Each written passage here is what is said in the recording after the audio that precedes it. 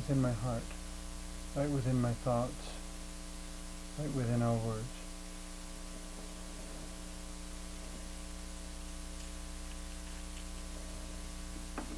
Welcome.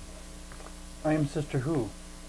With me today I have John, who is a member of an organization, I guess, called the, because I study German, I keep pronouncing it the Zeitgeist Movement. In America or in English, a lot of people say Zeitgeist, but it's spelled with a Z. It basically is a word that refers to the spirit of the times. That is correct. In this case, it's an organization that is advocating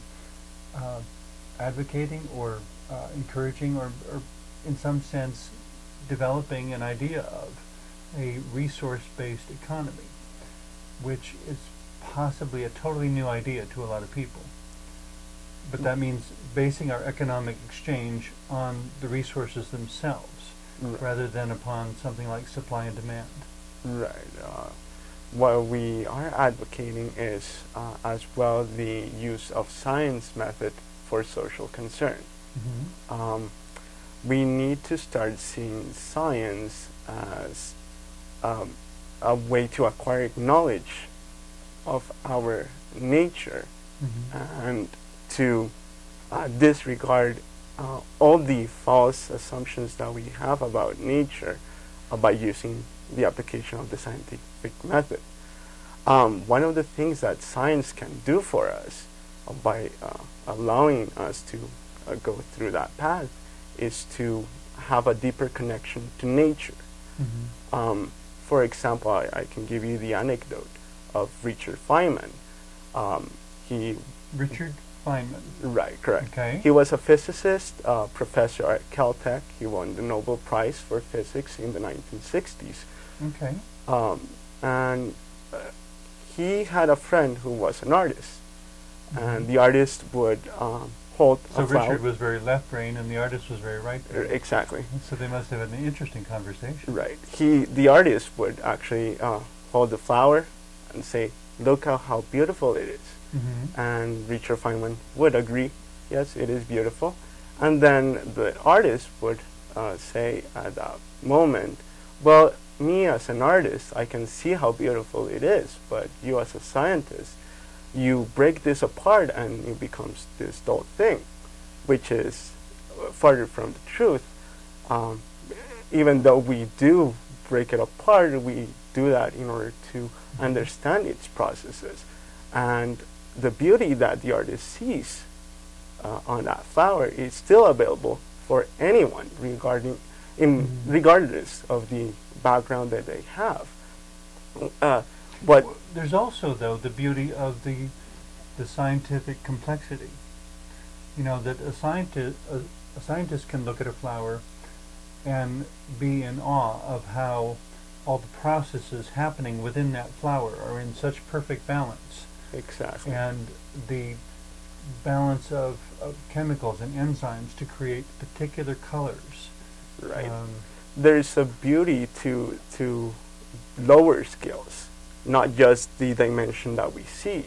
Mm-hmm. As you were saying, the interaction of the atoms, the interactions of the cells, and there's as well And the balance, that you have something that big on this tiny little stem, and it actually manages to stay upright instead of bending over.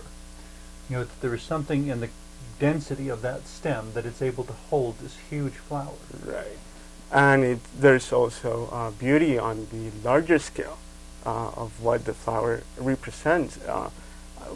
We can see that the colors and the scent of the flower have evolved through time to be able to attract insects to pollinate the flowers, and that gives rise to a lot of more things in nature that we see. So by taking a scientific look at the flower, you can also discover the relationships the flower would most likely have with all sorts of things around it. Right.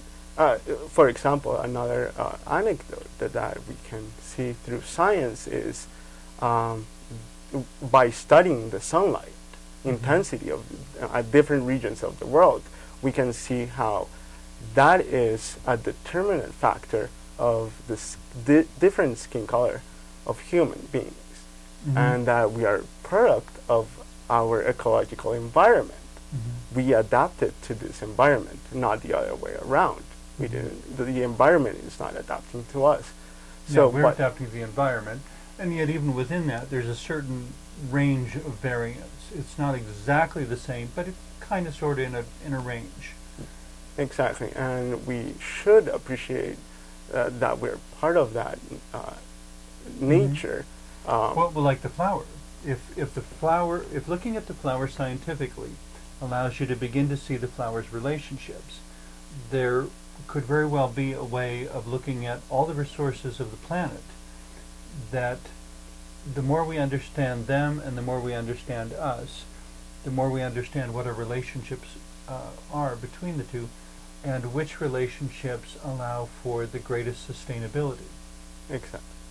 Instead of one or the other consuming the other and ending the...